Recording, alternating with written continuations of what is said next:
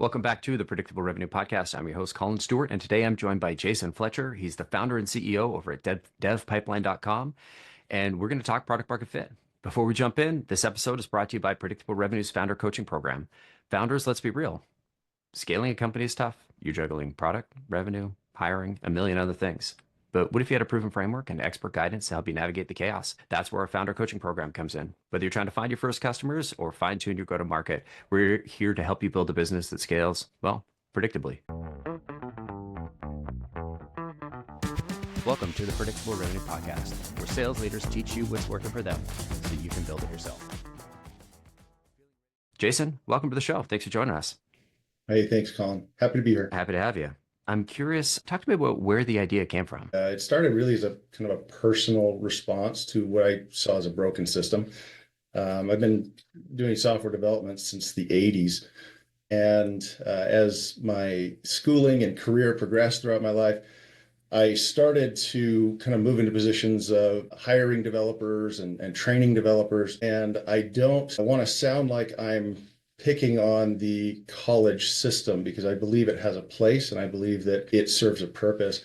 But I saw that there were people coming out of college that lacked experience. I saw companies struggling to hire people that were qualified. Companies don't have the capabilities really to upskill and to train their own people. And I saw that there were companies kind of sprouting up, like boot camps, online trainings, things like that, where they're trying to solve the problem, but they're doing it at almost a get rich quick kind of methodology. So with this gap of over 1 million jobs being unfilled in the tech sector every year, and all the colleges and training programs only accounting for about 60,000 graduates every year, we were never going to fill that. So I thought, how do we get people qualified to be software developers and help provide that talent to companies? And so as companies were struggling to hire and people couldn't break in, I said, well, I know software development, I know training. How about if we blend the two and we start our own apprenticeship? And that's where really the idea of Dev Pipeline came from. So you had this idea. How do you go about validating it and testing it? Like what came between first customer and decision to do something about the gap you saw in the market? Yeah, the validation was actually just getting in and doing it. I hired 3 boot camp graduates. They weren't qualified to get jobs. They had no confidence they could get a job. So I said, okay, I'll just hire them. We'll go out and find projects to work on. And that turned into 6 developers, and then it turned into 8 developers. And by that point, we were validating with higher education. We formed a partnership with a college down in Ephraim, Utah called Snow College, and we started to develop our own curriculum at that point. Instead of relying on their training from before, we were going to provide that training, as well as the on-the-job training, that apprenticeship model. And I thought, hey, I've got the resources to start it, and we've got people who need it. Let's just go and figure it out as we go. And that really has come from, that method has worked out for us because we've seen more and more developers come, or wanting to be developers, people who are not employed, people who are underemployed, people who've always wanted to get into tech, or it's relatively new for them. And we have companies that are in dire need of developers and companies that are in dire need of development services. And so as we've just gone forward, it's almost as if both sides have come out of the woodworks for us. We're the number one. In fact, for a while, we're the only software development full stack apprenticeship in Utah. And we actually found a lot of success in the rural communities. So there's a community out east in Utah called Vernal, and primarily Vernal is oil and gas. And so what you see is when oil and gas is doing well, Vernal's got 20,000 people in town. When oil and gas is down, there's about 10,000 people in town and businesses are struggling. So they've always been looking for ways to diversify their economy. So as we've brought this program to Vernal, they embraced it wholeheartedly. The county has scholarship money for individuals who live in the county who want to take the program, and the companies there are just hungry for local talent. So it's worked out really well for us. You'll have to forgive me because when I first looked at your website, I saw Dev Pipeline. I assumed he was referring to software pipeline. And then my brain went, okay, another dev shop. But it does sound like you do some of that outsourced development, but the apprenticeship program really sounds unique. Help me understand specifically what that looks like, just because I feel like it'll help add some more color to the rest of what we're going to talk about. The name Dev Pipeline refers to developer pipeline. So we are a pipeline for software developers. The work that we do for clients is part of the formula, but the primary goal of our company is to help build careers. So we work primarily with Department of Workforce Services, vocational rehab. We work with Apprenticeship Utah, and there's groups here, what they call opportunity youth. And so we work with these groups to find those who are maybe disenfranchised, find immigrants, find people whose opportunities just don't exist. And so our primary focus is on the training and the apprenticeship. And sometimes that apprenticeship is with us, we hire them, and sometimes they're hired by our employer partners. If you kind of sum it up in one story, I would say there was a lady. Her name was Silvana. She was a Bulgarian immigrant, came to the United States. She had kids and she got the only job she could get. She hated it, but she was doing it because she was providing for her family.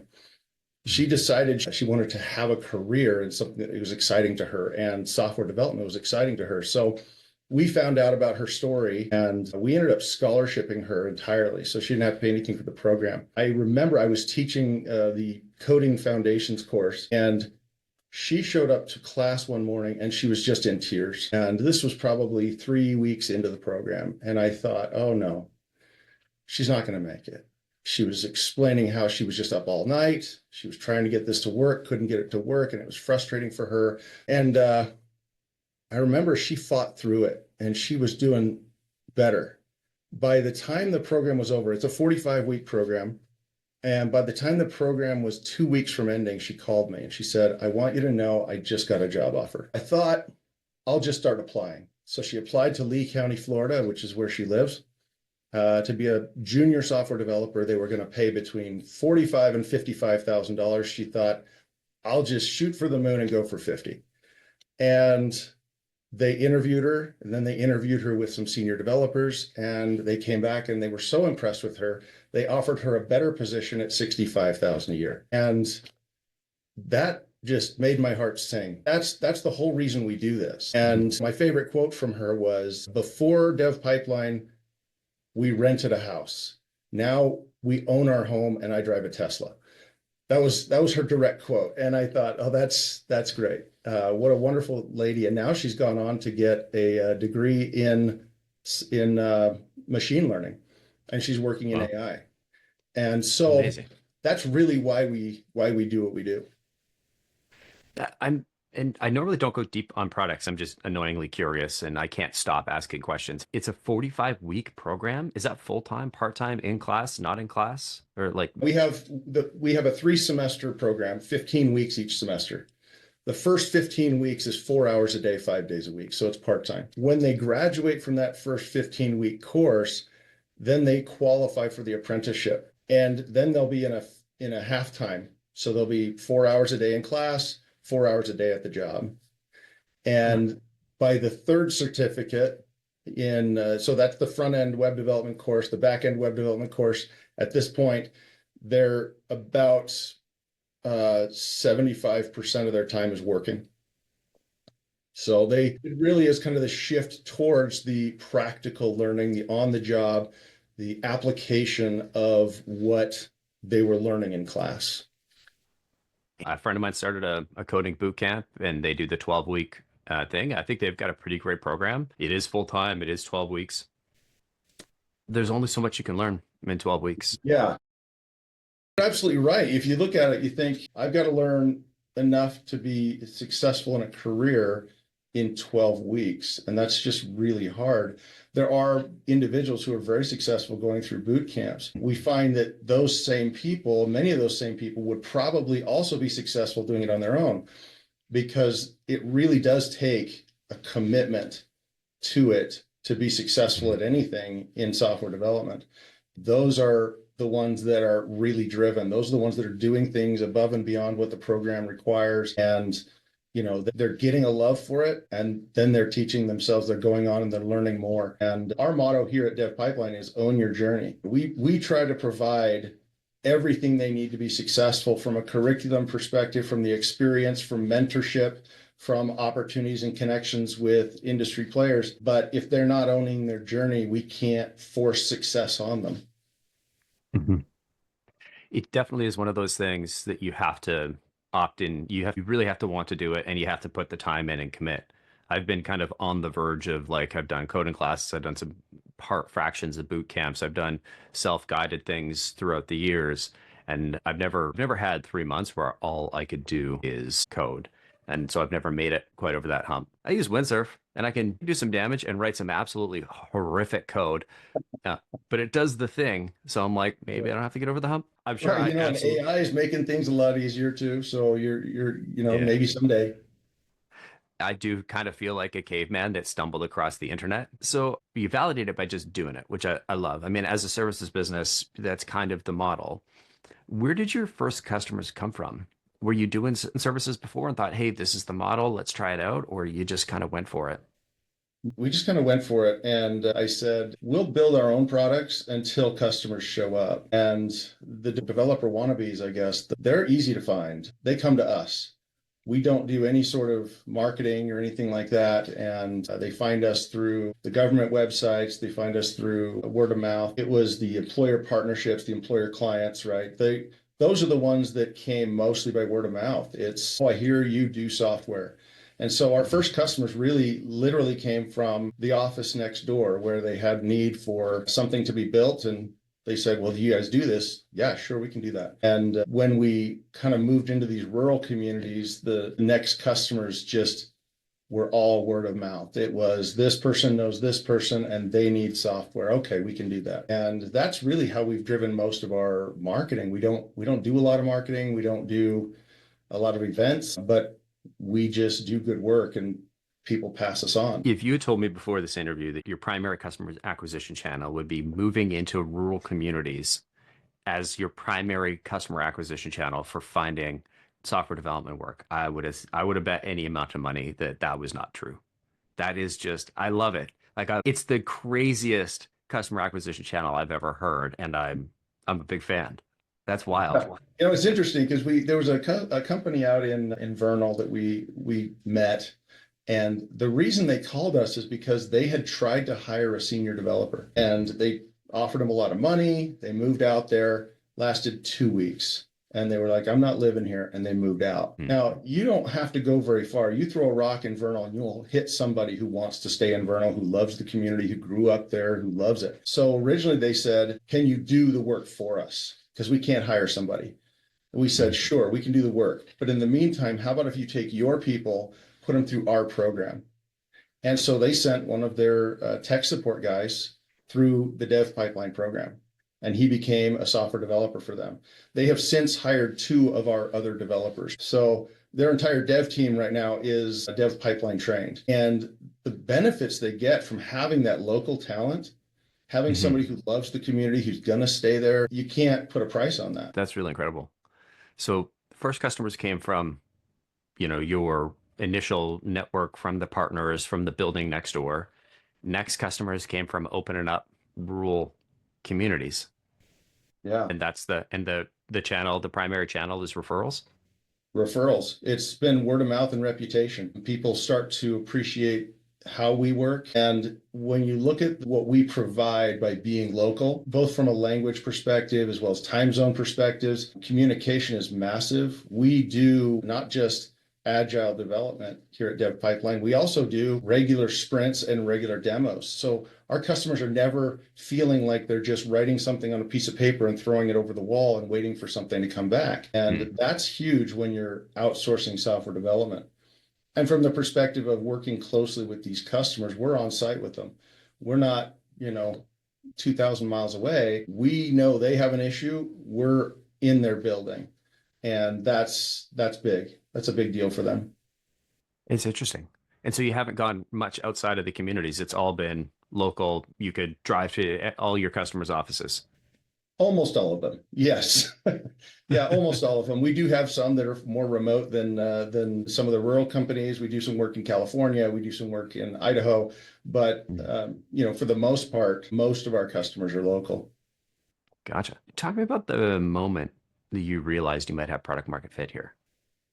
A lot of it has to do with kind of both sides of the equation. I have to say that's kind of the product, right? That's the changed life is the real product. And when we hear back from apprentices that say, this has opened doors I never would have had opened, that's massive. And that validates that part of it for us. And when our clients that we're working with say, wow, it's really refreshing to work with a company that listens and that actually helps us with not just getting it done, but also getting the right thing done. That's been the validation for me. And for me, that's the fit.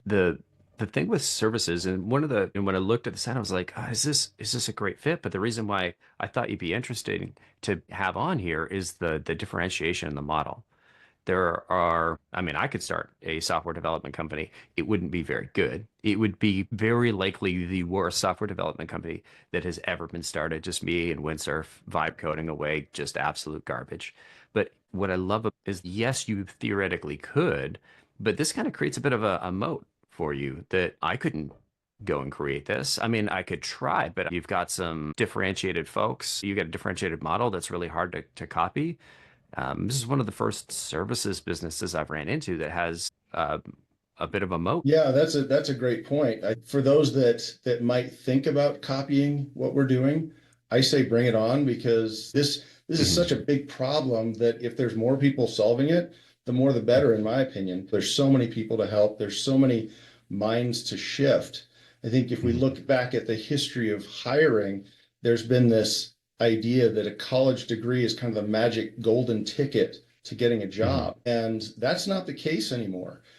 I see these wonderful hiring posts, their job postings. It's a little bit ridiculous. It's almost a wall that's been put up that says if you don't have a college degree and then you don't qualify. And really, most of that is artificial. Some of the best developers I've ever worked with have no college degree.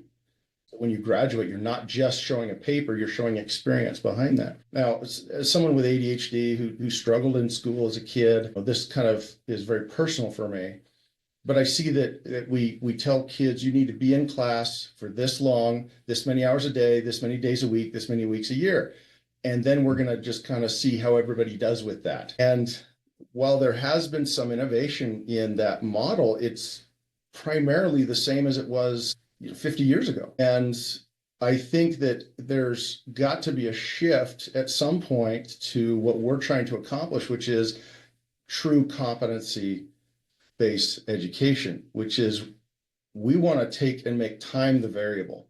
We want to fix the outcome. And we can do that by tracking the competencies. And so we're currently, it's kind of the next big thing is this competency tracking platform, and it's assessment tracking, improvement, and reporting. So how do we focus on what's important and give experience and hands-on doing in that? That's what we focus on. Amazing. It's been super interesting getting a chance to hear about the story. I am curious though, is this from a dev pipeline perspective, is this a global domination? You're going to be in every rural community in the world, or just taking over Utah? That's great question. I think that for us, it's about growing and helping as many people as we can. So if I could grow this and have it in every, rural community in Utah and even expand into other countries, I'm happy to do it, because as long as we're doing that and staying grounded in our mission, which is helping people build their lives through these careers, then I'm happy to grow as big as we need to. For me, this isn't about scaling for revenue. It's about scaling for purpose. And the revenue comes.